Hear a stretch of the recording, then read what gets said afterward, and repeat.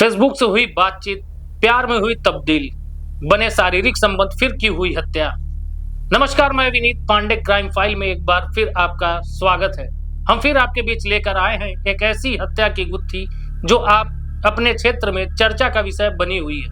आखिरकार किसने उसकी हत्या को अंजाम दिया, किसने सूटकेस में लाश रखी और झाड़ियों में फेंका, घटना को अंजाम दिया। दबवाल इस गुत्थी को आपके सामने रखेगा। आखिरकार उसका कातिल कौन है, जिसने हिमानी को क्यों और कैसे मारा। दरअसल पुलिसिया जांच में आरोपी द्वारा सूत्रों की माने तो 1 मार्च 2025 को रोहतक के सपला बस स्टैंड के पास पुलिस को एक लवारिस सूटकेस मिला, जिसमें एक लड़की का शव बरामद हुआ।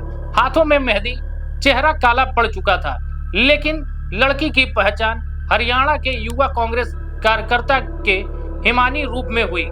हिमानी की मां सविता ने बताया कि 27 फरवरी को हिमानी को रोहतक की एक शादी में सम्मिलित हुई। उसे अगले दिन हरियाणा के पूर्व मुख्यमंत्री भूपेंद्र सिंह हुड्डा के कार्यक्रम में सम्मिलित होना था, लेकिन तभी से उसका फोन बंद आ रहा था। अब उसकी डेड बॉडी मिलने से सभी को आश्चर्यचकित कर दिया है।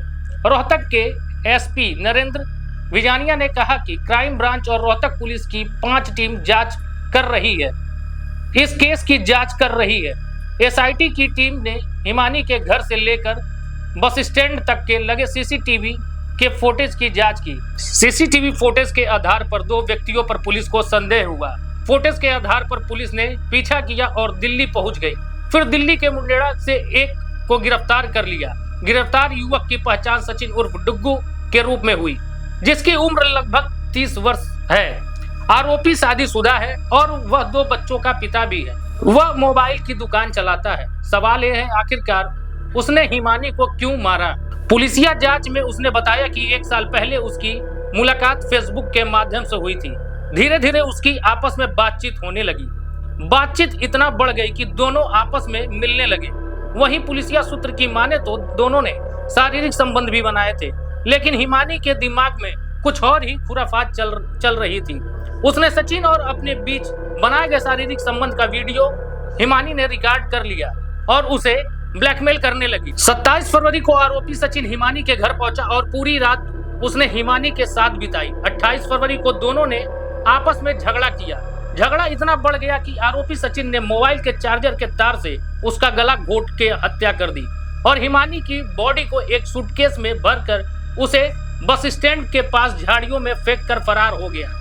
वहीं सपला पुलिस ने आरोपी सचिन के खिलाफ बीएनएस की धारा 103/1 यानी हत्या और धारा 338 यानी सबूतों को छिपाने के आधार पर केस दर्ज किया है। इन धाराओं में सजा की अगर हम बात करें तो यह तो मौत या उम्र कैद की सजा हो सकती है। अब यह तय करना तो फिलहाल न्यायालय का काम है।